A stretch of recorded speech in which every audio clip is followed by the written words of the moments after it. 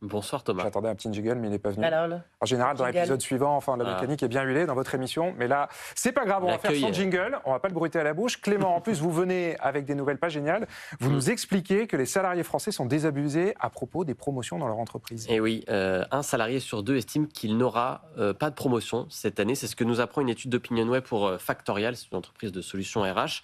Et on se rend compte que même parmi les salariés qui sont les plus attachés à leur travail, ceux qui aiment leur entreprise, mais ils ne sont qu'un tiers à s'attendre à recevoir une telle récompense en 2025. L'étude, elle note que ce manque de perspective contribue forcément à renforcer un sentiment de frustration lui-même amplifié, et je cite l'étude, par une remise en question généralisée du principe de méritocratie, donc ça va quand même assez loin.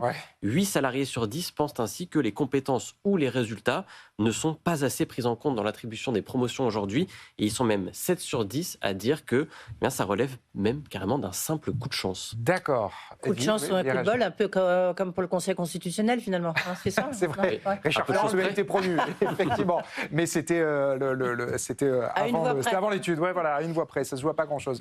Bon, tout ça, Clément, est très réjouissant. Est-ce que ça veut dire que les salariés, globalement, sont démotivés en entreprise en ce moment ? Alors, c'est pas la grande forme, mais quand même, il y a un peu de positif dans cette étude. Malgré ces minces espoirs d'obtenir une promotion, eh bien, les salariés continuent de s'impliquer, de faire des efforts. Ils sont 60%, par exemple, à faire plus d'heures supplémentaires, malgré tout.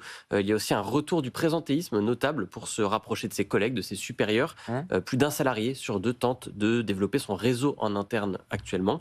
Et puis, preuve qu'ils aiment leurs entreprises, 56% des salariés sont prêts à accepter une promotion, même si l'augmentation est faible, voire nulle. Donc, c'est dire quand même s'ils sont accrochés à rester là où ils sont. Et il faut dire que c'est aussi parce qu'il y a une peur du vide. La situation économique se dégrade, le chômage est de retour. Alors pour une majorité de salariés, bien mieux vaut rester au chaud dans son entreprise, même frustré, que de tenter une aventure dehors où il fait parfois plus froid. Bon, merci Clément, vous revenez quand vous voulez pour d'autres bonnes nouvelles. Et cet article et plein d'autres sont à retrouver sur... Je laisse les bonnes nouvelles à Edwige. Absolument.